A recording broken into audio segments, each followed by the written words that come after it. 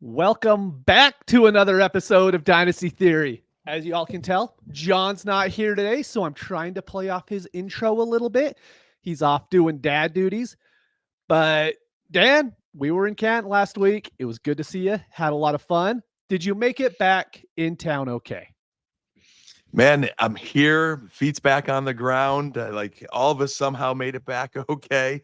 But yeah, fresh off an awesome trip in Canton, Ohio for the FF Expo there. Met a lot of great people. Great to be back with you, my number one wide receiver, Mitch. That's impressive, man. You lit it up there.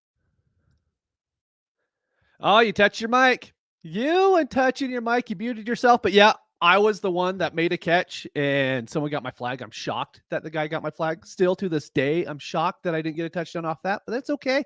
But we are on episode 257. And the biggest reason why I'm saying that is because I promised before episode 258, we are going to have huge news on the future of Dynasty Theory, everything that's going on with it. It's bigger and better. Everything's going to be amazing. Just make sure to tune in to whether you're in the Discord, Twitter, wherever. We'll probably have a video coming out on the YouTube as well. Just talk about what's going on.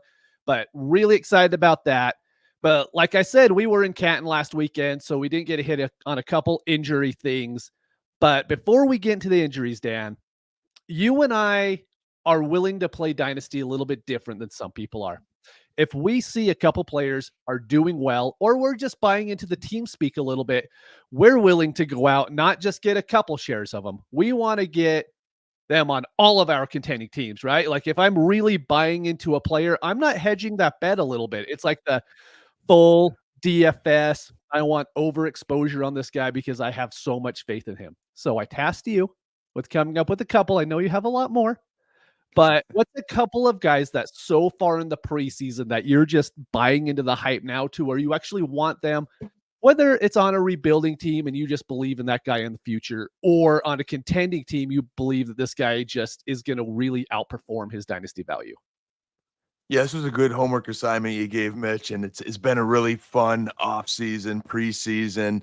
We even got to draft in Canton, Ohio. So I think you and I put a little bit of our takes and coaches speak that we're buying into our drafts. And I'm going to answer this question from a few different angles.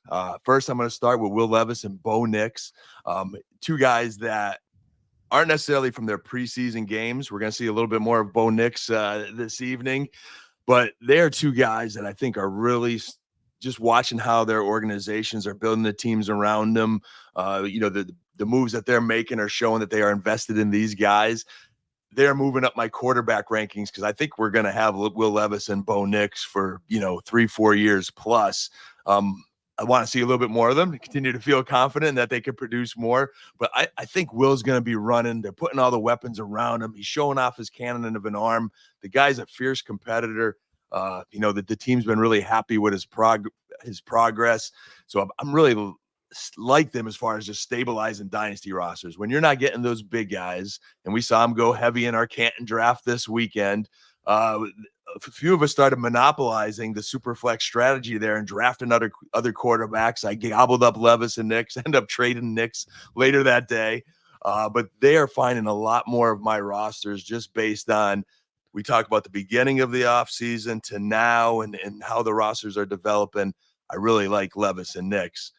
Now, if we're talking guys based on preseason action specifically, based on who's playing, who's not playing, how teams are utilizing their guys, I put three guys on the list, two of them at the running back position, one a bigger name in DeAndre Swift, who I also took in the Canton draft, 25 years old. He's still just entering, really, it's hard to believe, the prime of his career. And they have not played him in the preseason because he's their guy. They were excited about him. You watch Hard Knocks, he was the guy they wanted first in free agency. And I think they're invested in Swift. Hopefully he could stay healthy. But he moved up some, as I was going through that last dynasty draft, took him ahead of a bunch of guys that I didn't think I normally would, which told me, hey, Swift is going up based on the way the Bears are playing their preseason. And then some younger guys, Mitch, that I have liked the way they've played at camp practices and in preseason games is Tank Bigsby of Jacksonville. I was a little worried last year because he did nothing really. And when he was given the opportunity last year, he fumbled a little bit. But Coach Peterson says, hey, we believe in him. We need more of him. We know we got to take some load off ETN. And he's looked really good in the preseason. Seems to hopefully have, fixed his fumbling problem. They're even throwing him the ball. And I think when we look at handcuffs and RB2s that you want to have, Tank Bigsby's a guy for me.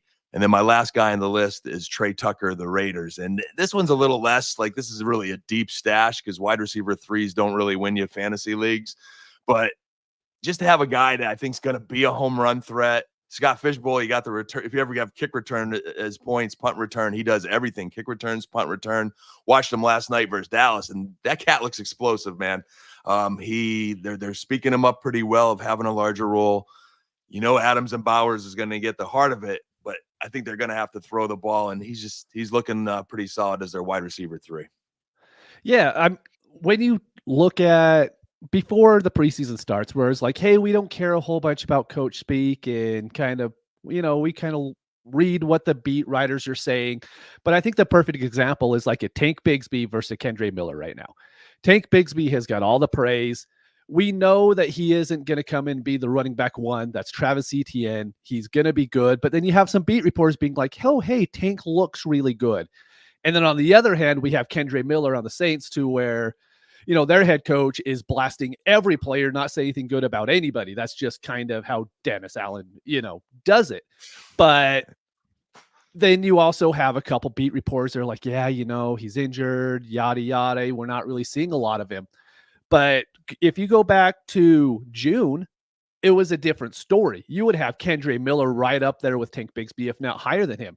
And within 2 weeks, we see a huge sentiment to where a lot of people don't care if Kendre Miller is even on their teams. I mean, Dan, you play a lot of underdog best ball. He goes undrafted in spots now. To our Tank Bigsby just flat out doesn't. Bigsby is like a guy people want to get in the late rounds. So this stuff is really important when it comes to Dynasty as far as how the market is looking at players just based off these small coach speak and a few beat reports here and there. Yeah, I think you hit on 2 key points there. One, in the way that sometimes best ball could translate to Dynasty in that, hey, the community is seeing Tank Bigsby as having a role and an opportunity this year. They're not seeing that in Kendre Miller. And I think from a Dynasty strictly perspective, and this is where the coach in me kind of comes in, sometimes we got to be patient. Sometimes it takes a second year for a rookie to really catch on and figure things out and figure out how to be an NFL player and handle injuries and all those things. And I think Tank Bigsby was the kind of kid that needed another year in the playbook. We liked him in Dynasty Theory. Like, he looked good at Auburn. He was a sleeper running back. Mm-hmm. And I just think it took an extra year. And now he looks really good as a coach. I watch his film in these preseason games. It's like, this kid looks good. I watched some of those highlights. But Kendre Miller is not taking that year 2 jump that you would hope for those that had him. He's not looking good. He's not catching on to everything. And when you're not looking better than Jamal Williams and you're stuck at best running back 3, that's a concern in the Dynasty world. Yeah, without a doubt. So I listed a couple guys. The first running back will come to a shock to people who haven't talked to me recently. Look, I killed Isaiah Pacheco in the offseason. It wasn't because I didn't think he was a good running back. It's just I can't stand the way that he runs, right? But when it really comes down to it now, I'm fully believing in this Chiefs offense. This Chiefs offense is going to be amazing. Last year, Mahomes had like his lowest yards per attempt he's ever had, lowest yards per game that he's ever had. But now it looks like Rashee Rice is not going to get suspended. And if he does, maybe it's not for very long because we've heard nothing about it yet. Marquise Brown did get injured, but Xavier Worthy's come in. He looks really, really good. I know there's a lot of people like, oh, he can't get off press. You can't press wide receivers in the NFL every single snap because the coaching staff be like, all right, we'll put him in a little bit of motion. Then you can't press him. I think Xavier Worthy is like the perfect guy for this offense. They were even playing Travis Kelce in the preseason yesterday.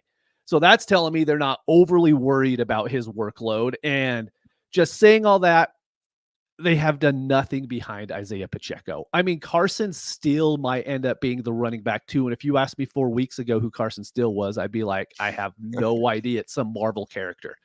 I just had no idea. And then maybe it's CEH, but they've done nothing to bring someone in behind Isaiah Pacheco.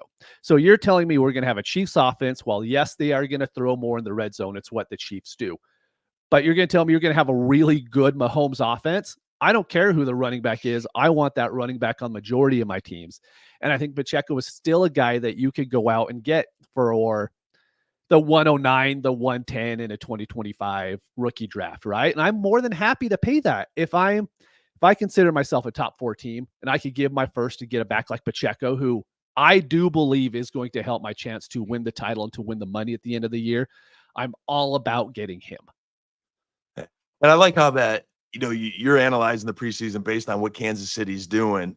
And as much as you've been tough on Pacheco A little bit, but I think your toughness on him is more just concern of injury too. Like he does have that reckless, fearless running style, but Kansas City has said, hey, we believe in this kid.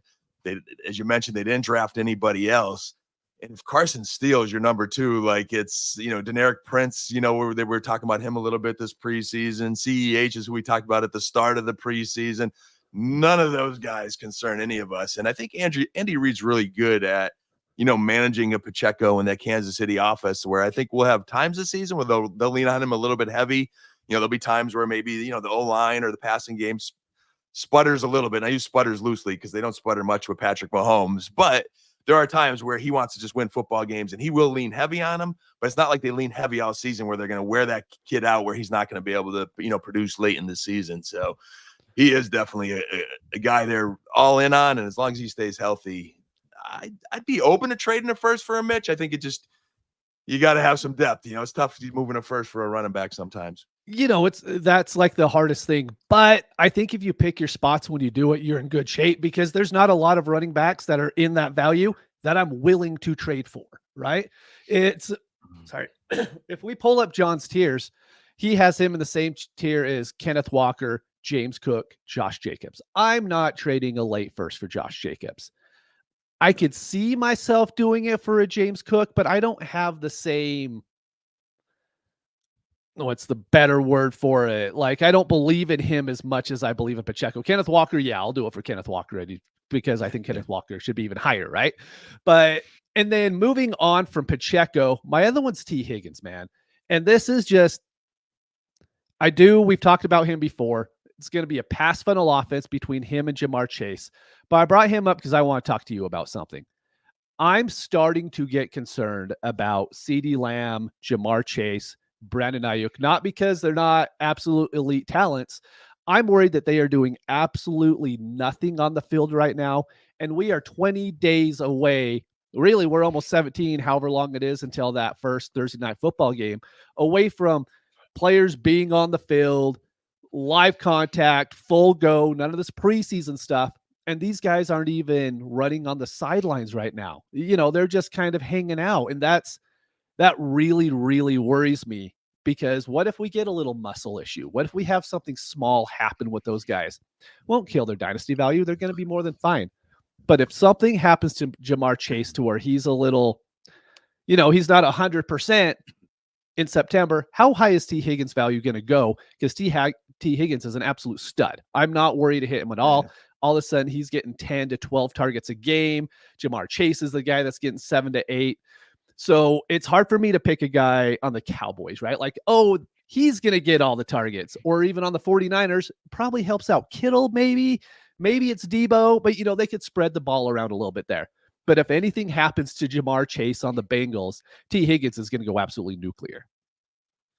Yeah, there's a great opportunity there. And I think it's interesting how you mentioned these 3 holdouts here. And we're going by what information we have. Yes. Now, I think what I'd be ticked off, and everyone in the Dynasty community who owns any of these 3 guys, is if they get dinged up in week 1, we're going to be mad, because it's like, sign them, give them that ramp up time. And we're starting to really run out of ramp up time. I mean, ideally, Mitch, I'd like to see these guys have 2 weeks of practice through, 2-3 weeks, just to acclimate to pads. You can't simulate that action anywhere else. Now, CeeDee Lamb, I'm seeing on social media these like crazy videos of wherever he's trained, and I feel a little more comfortable that he's very active. Even at that, I hope he gets in at least with a week or 2 to put pads on, get some time in with the offense, and work that way. We haven't seen anything of Chase and Ayuk. Like, I don't know if these guys are like eating Fritos or what they're doing right now. Chase was holding in So he's just standing around watching practice, I guess, working out afterwards or at different times. I'm not sure. Ayuk, I'm not sure. You know, he's been, we're not seeing anything from them. So that is definitely a concern. But Higgins, there is a great opportunity there if Chase misses any time, if something happens. And even if not, I mean, exactly. Yeah. It's so isolated in that offense where, you know, they're getting a little bit of production from their rookie. Help me, Mitch. I don't have it in front of me there. He's Jermaine Burton, who's looked pretty decent. You know, they're talking about putting Chase on the inside in the slot with Burton looking good outside with Higgins. Boy, that could be really nice. But please, for us dynasty owners, get these guys in camp. Please, yeah. So I just really want to mention those. But like we said, the name of this show was Dynasty Injuries. We didn't record last week, so we're a little late on some of them. But like I said, Dan, you're in best ball. I play best ball. Everyone can kind of go to KTC to see really fast community dynasty values and how they change, right? But I think this time of year, best ball is the best way to look at it. And we've seen some of these guys drop a lot, or we've seen their teammates rise above them for whatever reason. Let's get into it. JJ McCarthy, Vikings. We heard there was a meniscus. We didn't know if it was 4 to 6 weeks or the whole season. Ends up, it's the whole season. He's out. Fantasy Calc had him as quarterback 19. John had him really close to there. A lot of the talk has on Twitter has been he's still a really good guy to go out and get because his value will probably only go up. His value is not going to drop. And if it does, it'll drop through mid-September, but then it'll start to climb up once we start to get back into real dynasty season in January. How do you see kind of that sort of player and that value? Because yeah, you can hold on to that value through January, but in my opinion, there's a lot of guys that are worth a late first that you could go out and get that will actually give you production throughout this year and still have close to the same value that JJ McCarthy has. Yeah, this is very hard. I empathize so much for McCarthy owners because, you know, I figure in Dynasty, everybody probably who had an early draft pick or is trying to fix their quarterback situation took one of those handful of rookies that were out there. And in McCarthy's situation, we love the opportunity with J-Jet and that great offensive mind and offense there in Minnesota. I mean, they're producing points with Nick Mullins last year. We get a little glimpse of him in the preseason here. He looked good early, you know, and the kid was just, his personality is so contagious. You know, he throws just one interception. He goes, hey, that was a great opportunity. This is what I'm going to learn from it. Like, he seemed to eat up the media, and just all things were pointing up with McCarthy. You know, I know there were some technique things he had to, you know, was kind of square away, and he seemed to be doing that pretty early. Now, before the season even starts, you lose McCarthy. So if he was one of your two starting quarterbacks you're relying on, what do? You're in this conundrum of, hey, I still want to compete this year, hopefully. And now you're missing a starting quarterback, but you don't want to trade a guy that's got a bright future tied to J-Jet and the Vikings. So, Mitch, like, do we pivot here? I have him in my rankings, similar to John, around that, 18, 19 range there. I am one personally where I want to compete this year. If it's a non-contending roster, hey, you know what? That means I've got a better chance of my draft picks being high this year to draft someone really good. And I would just sit on McCarthy and say, hey, don't panic and get rid of him. If I'm contending, man, I think someone else might be interested in taking a chance of that future. And there might be some quarterbacks we could pivot to. What do you think? Yeah, if you're on a rebuilding team, this is the quarterback that you want because he can't score points for you, right? And if you're using potential points to figure out your rookie draft spots in the offseason, then yeah, JJM is the guy you want to go out and get because he's giving you nothing, right? My worry is on any contending team at all. Even if you're a middling team and you're thinking about competing, JJM's value is going to stay there, but there's a lot of guys. You brought up Will Levis earlier, right? Will Levis is valued a lot less than what JJ McCarthy is. He's a lot easier to get. But in my opinion, I think Will Levis has a good chance on gaining value throughout this season too. All he has to do is last the year, look decent because he looked pretty below average towards the end of last season. But now they have a good team around him. Now he's going to give you those rushing points. He's going to be in a better offense and produce for you. And I don't think he's just going to fail and go out of the league. This is everyone has their own personal dynasty takes on him, right? But in my opinion, I think he's going to be fine. Like you brought up earlier, he's going to play, I think, for 2 to 3 years, hopefully longer, but that's something we could actually put a real dynasty value on.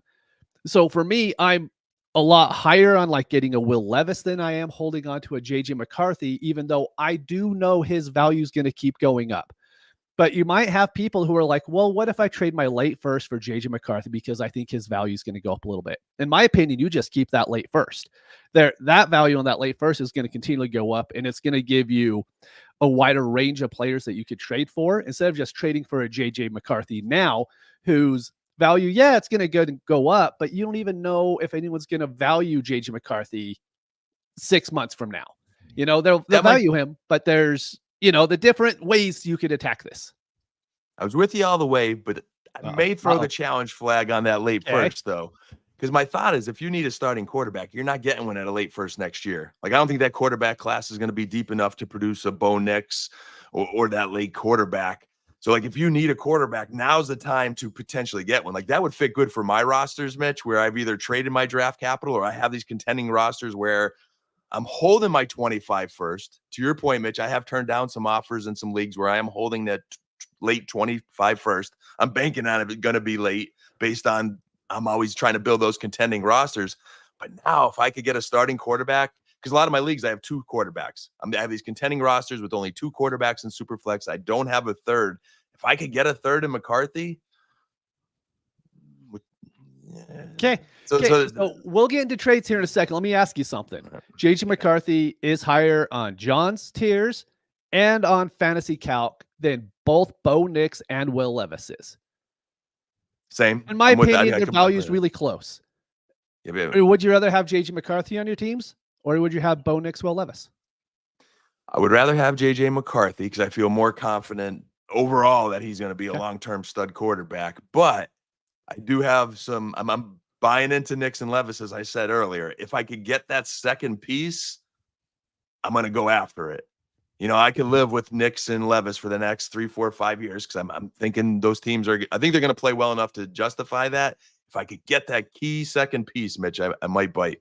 Yeah, if I could get Bo Nix somehow, in a 2-for-2 trade over JJ McCarthy, I'll probably do that in most of my leagues, to be honest, because I think I think Bo Nix is going to be more than fine.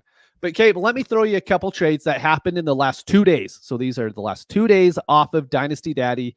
These are 12-team super flex leagues. We have JJM, so JJ McCarthy for Bryce Young. And then we also had a JJ McCarthy for Bryce Young and a 25 second. So I have Bryce in that same category, that same kind of tier with Will Levis and Bo Nix. For some reason, I'm just less confident in him. I think it's because I'm less confident in Carolina is really what it comes down to.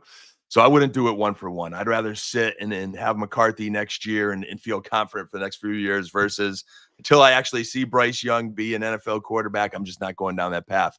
But if you give me a second now and I need that quarterback for this year, I might roll the dice on Bryce and say, hey, at the very least, I'm going to get a good second-round pick next year. So Bryce in a second, I'm open. Without it, I would stick with JJ. Yeah, I'm in complete agreement there. If you throw that second on, I'm happy to get Bryce Young. If there's nothing added, then I'm going to keep JJ McCarthy. Now, this upcoming trade I think is beautiful. Let's say JJ McCarthy is your third quarterback, right? So you don't need to start him. We have a JJ McCarthy for Jonathan Brooks. That's juicy. And I think that is going to be specifically roster dependent. If it makes my team better to get a running back, I know I'm going to have to be a little patient early in the year this year, but I would have Brooks for the heart of the season in the fantasy playoffs. I would take Brooks because I have those 2 other quarterbacks. And it's got to be 2 quarterbacks I'm comfortable with, Mitch. That second one cannot be Derek Carr. Dude, I don't know why I knew you were going to say Carr the second you started saying that. Poor Derek Carr, man. He's like the type, hey, if he's your QB2, you don't settle. Don't settle. But if it's stable. If it's not stable, though, Mitch, I would rather know I have my quarterback of the future next year, and I'll figure out running back some way, somehow, and I would pass on Brooks. Yeah, I'm in complete agreement there. If I have a team to where I feel pretty set with quarterbacks, I'm happy making that move for Jonathan Brooks, but that's the only case I'm willing to do it. even on a contending team, I'm just not willing to give up a young quarterback that I believe in for a young running back that I think I believe in on an offense that I definitely don't believe in, right? Then the last trade that we have is we have Will Levis and a 25 fourth, with this kind of what we brought up earlier, for JJ McCarthy plus Tyler Algier. Yeah, that fourth with Will is just doesn't make me feel good. And Algier is actually probably one of the better handcuffs, as much as we don't want to love him in the fantasy community because we're so Bijan tilted. But if you take that lens back, he's really a good running back and a good RB2, like a handcuff. So I would go with the McCarthy side unless I'm really desperate for a quarterback. Like if I only have one quarterback to compete this year, then hey, I need Will Levis. I might be desperate, but I would still try to negotiate one way or the other to get something better than a fourth. Yeah, like you have to be able to get something more on that Will Levis side. You just have to, because even if that's it's my only chance to get a quarterback, if that's the case, I'm like, you know what? We'll see if I could trade my veterans and go into a rebuild a little bit for this year, because I just don't like the value on that trade. So it looks like, long story short, on JJ McCarthy, we love to have him on our team, but we are willing to move him if it's anything that helps us contend a little bit better. 100%, Mitch. And then the only thing I would add is, whether we're talking about this quarterback situation or any of these guys we're kind of high on, the one tough thing about preseason is, the direction's going good. The coach speaks going good. Maybe they're looking pretty good at practice or a preseason game. We still need to see them do it versus teams when they're disguising coverages and stunting and blitzing. And like, I need to see Will Levis, Bryce Young, Bo Nix play well on a consistent basis versus complex defenses they're out to get them, because we haven't seen that consistently yet. Yeah, without a doubt. Proceed with caution. Moving on, we're going to hit Jamir Gibbs, and it's really about his hamstring. It didn't really have a lot to do with his dynasty value. It had a lot to do with what I saw in best ball and redraft leagues. There was a lot of people on Twitter being like, oh, hey, he's not even in my second round now because of this hamstring injury. We saw it hit his dynasty value a little bit, but a huge reason why I wanted to bring him up is we just saw Jaylen Warren have a hamstring injury yesterday in the preseason game, right? So what happened to Jamir Gibbs is what's going to happen to Jaylen Warren. So you're going to have to assume that Najee Harris's value is going to go up a little bit, and we'll see what happens with Warren's. But kind of how it went with Jamir Gibbs, it's like, it's oh no. And now we're a week later and everyone's like, oh, it's actually okay. So even though it didn't really attack his value, it just kind of goes to show in the preseason that these little hits and nicks end up dropping people down and going up. So we are full-time dynasty all the time here, but it is redraft season, right? It is best ball season. So I have my big home league draft. It's on Tuesday. This stuff matters in their rankings. When you go out and you go and try to make these selections, especially anyone who doesn't pay that much attention as much as we do, people who are listening to Dynasty Theory in middle of August, right? Where we're locked in. Other people aren't. They're going to pull it up and see, oh, hey, Jaylen Warren is out, is what it says on ESPN or wherever you do your draft stuff. That's going to make a huge difference to where if they get drafted or not. Touch your mic, man. I got to stop being Italian. I don't even know how I hit the mic that time. But I'd even spin it a little bit more toward the dynasty. Not long term, but like in short term, because as we know, us dynasty addicts will draft at a whim. Someone posts something in a Discord, hey, we got this new great dynasty league, or we take a trip to Canton and we decide to have a draft. Yes, I still want Gibbs, but when we're using a first round pick, maybe a late first round pick on a running back, I can't have that bust this year. Now, it doesn't mean, again, long-term strategy, I would go away from Gibbs, but if it's between Gibbs and Breece Hall, now I'm more likely to take a Breece Hall because he's 100% healthy right now and in for a big season where, hey, I still want that long-term running back, but I still want to win this year. So depending on how you're building in that draft, sometimes these hamstring injuries get us a little nervous. And at the time we did these show notes, we were probably a little more nervous because we didn't really know the extent of that hamstring injury. They said Detroit dodged a bullet. All of us Gibbs owners are like thanking the fantasy gods that it's of the mild variety. But man, as a former coach and a player who has pulled hamstrings before, you still got to be careful not to re-aggravate it. The last thing we want to see is Gibbs out week 1, week 2, and then you're going up against Breece Hall, who's scoring 20-some points a game, is just as young and just as talented. I like Gibbs' situation more because of that Detroit line and the youth build around him. I think that Detroit offense is going to be greater longer than the Jets if Rodgers retires last year. But these are some things I think of short-term injury in Dynasty. I mean, it's true. It's what happens as soon as someone sees that little designation on the player, all of a sudden our mind changes, right? It's just like I brought up. I don't even know if Jamar Chase is going to get injured, but in the back of my mind, I'm like, well, he hasn't practiced. What if something happens? So Jamir Gibbs, let's hit a couple trades. I think his value has dropped a little bit if you look at these.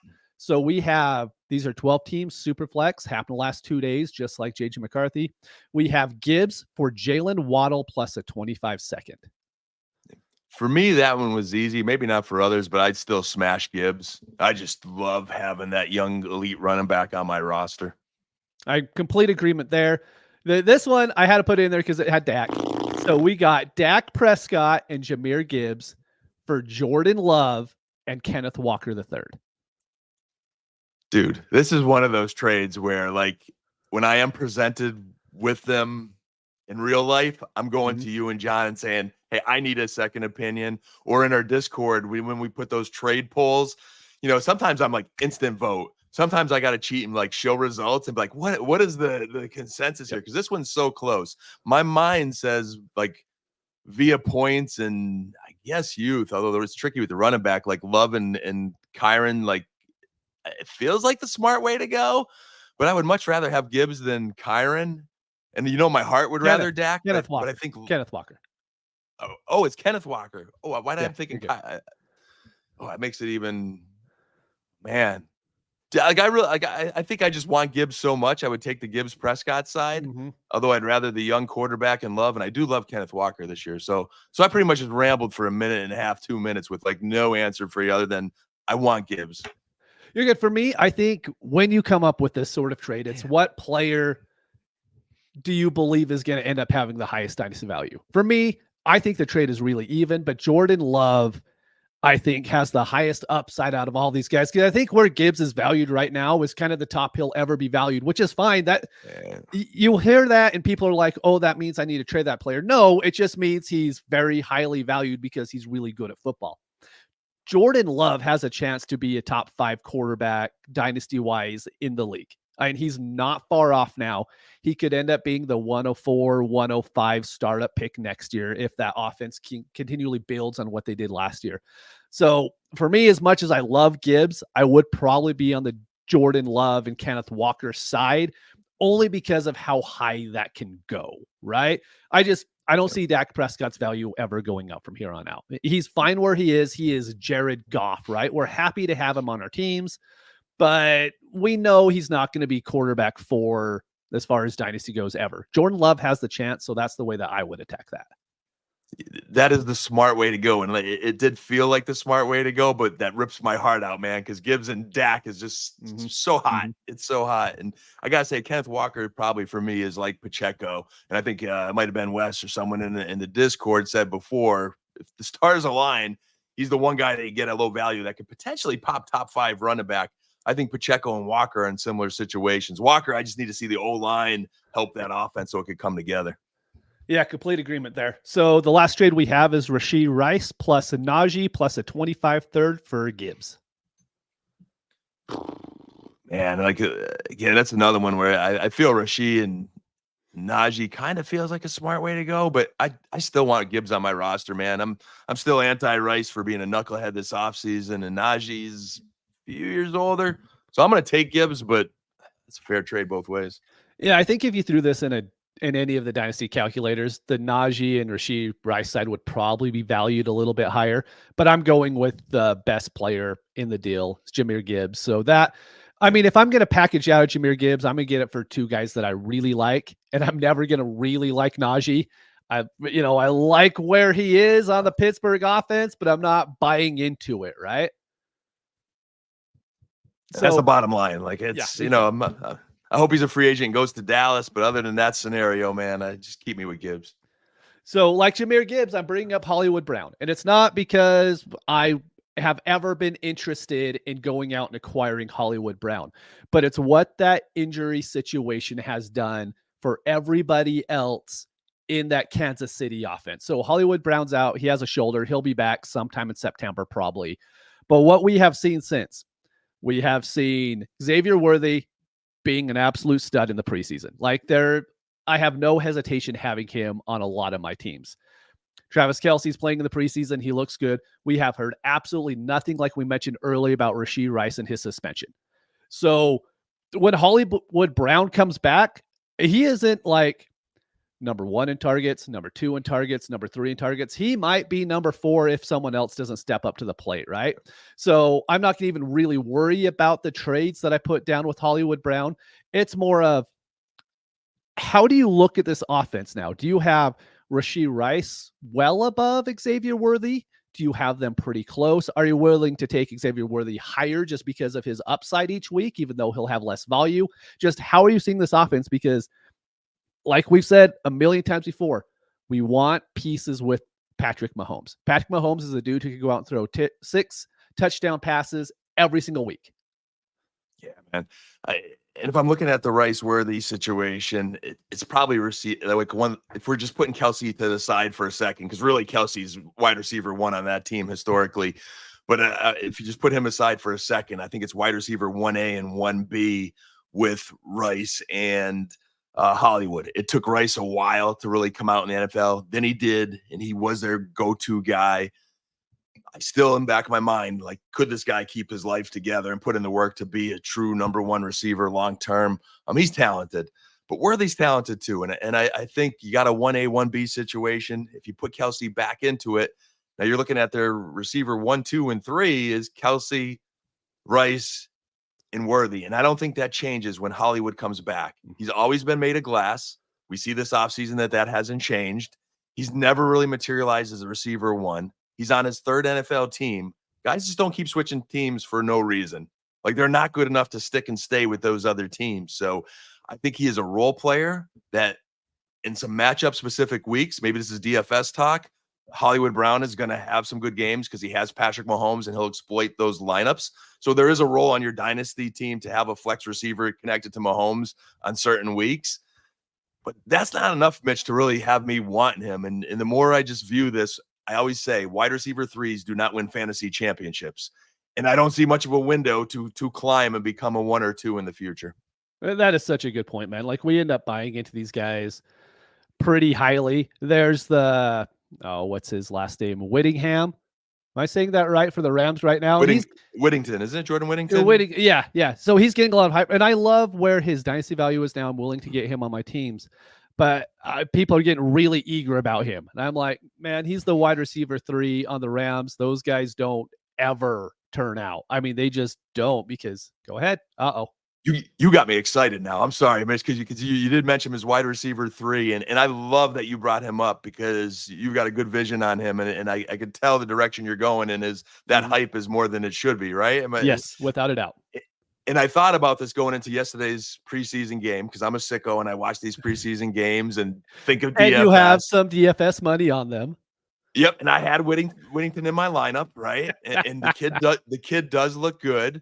All right, we got the Whittington confirmations in the chat. You guys are awesome. Thank you.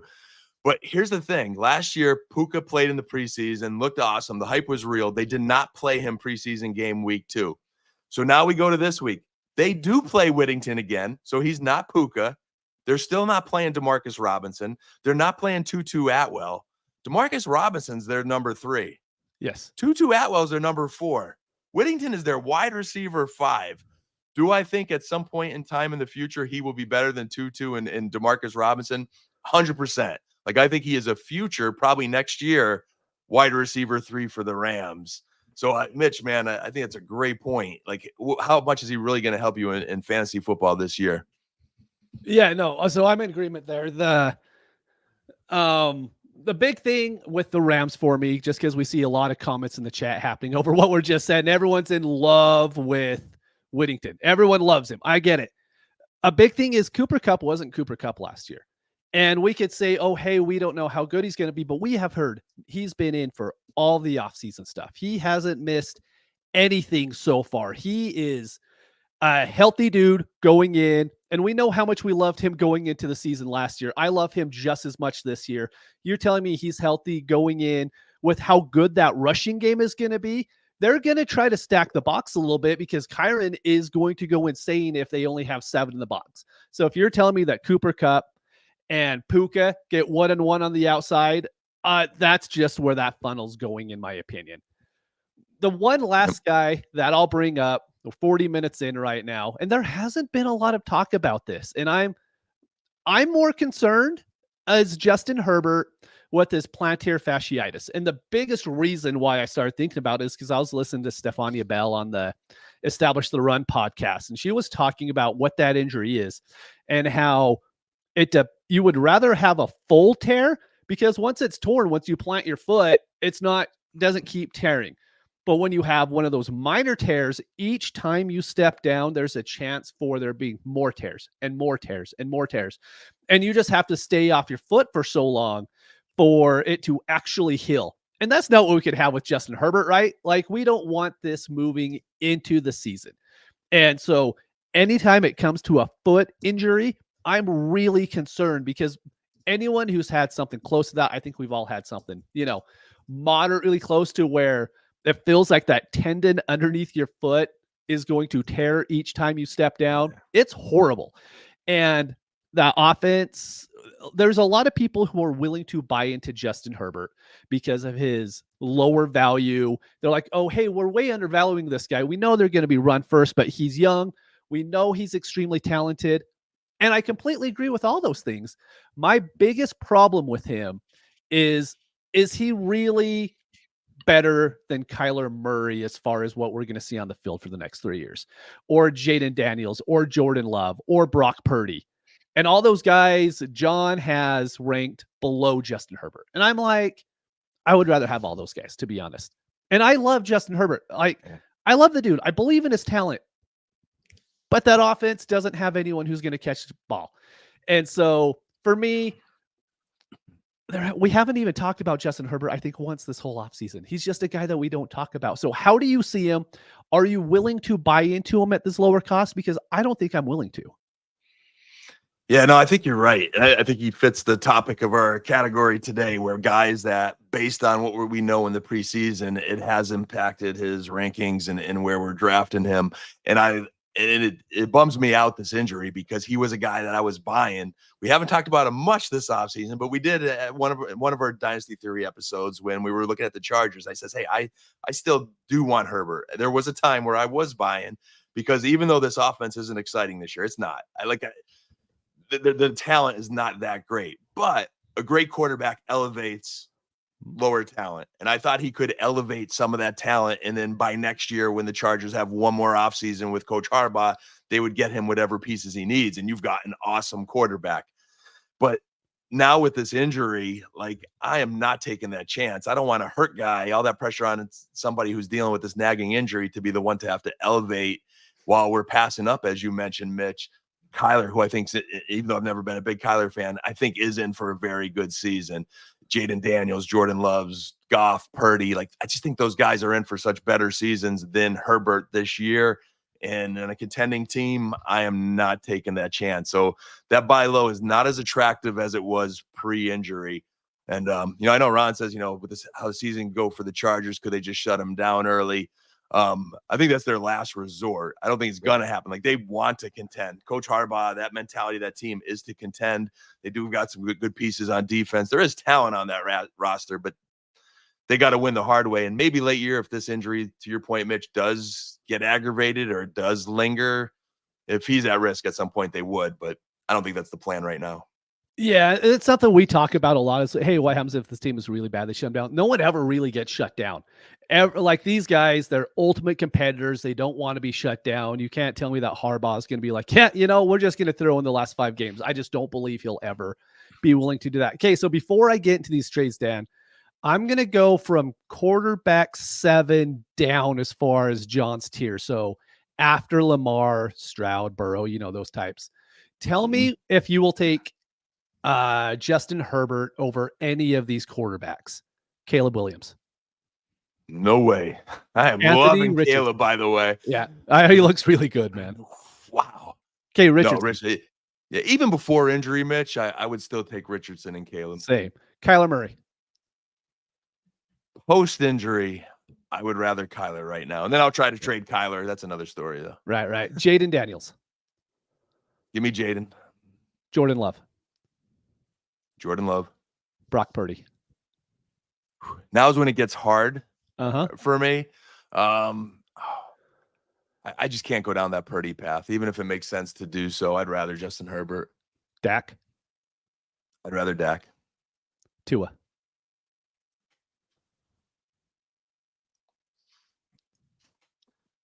I want to win now. I'd lean Tua.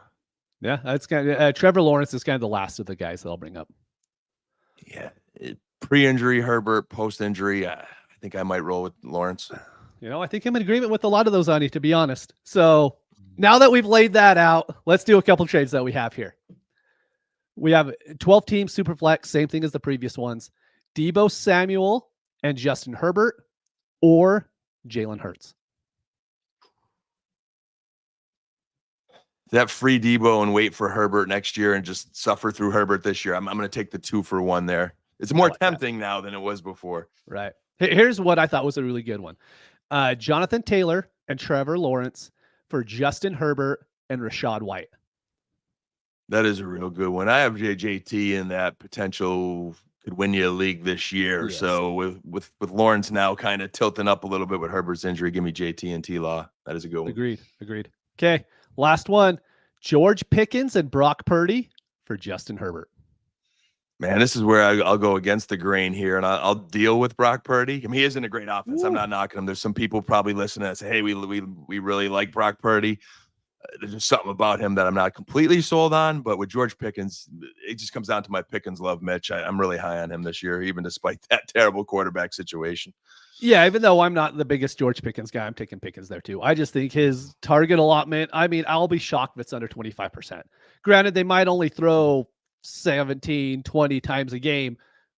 8 or 9 of those are going to end up going to George Pickens. So I really like that side too. So we're Mitch, 40. Go ahead, man. Just one last one, man, before you segue is I always like to think 2 moves ahead too. Because sometimes, even though our personal opinions may not be high on a certain guy, if the market is high enough on that guy, I'm willing to trade for him to trade him again. Maybe that's, not for the faint of heart. Like some of us are more active trading than the others, but I'll take a quarterback that at least has enough market value where if I can't move him, I'm okay with keeping him. But I know there's a good chance I could trade a Purdy, a Tua, a Lawrence, like whoever to somebody else, Kyler Murray, and even end up better than I was before. So keep that in mind as people trade. You may not be completely sold on a guy, but if you're getting a good value and then you can trade that guy that you're not sold on and get more, that's how you can really roll in Dynasty. Definitely. I mean, it's the hardest reason to why I can't tell people to go trade for a Kirk Cousins, even though I think he'll be fine this year. Even Jared Goff, he is someone who is hard to trade off your roster. There's just guys in the NFL to where their value is fine, but people don't really buy into them. So I'm complete agreement, Dan.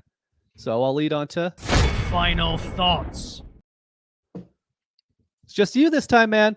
What'd you think? Man, hey, final thoughts. This was fun. We've only got, a few weeks left before it is full Dynasty season. We're there. A few weeks left to get our rosters where we need to get them. Keep tuning in. Keep hitting us up, whether it's in a Discord or whether it's on the X there. We're always here for fantasy advice. And like you said, Mitch, we got some big surprises coming up. The listeners are definitely want to tune up for that.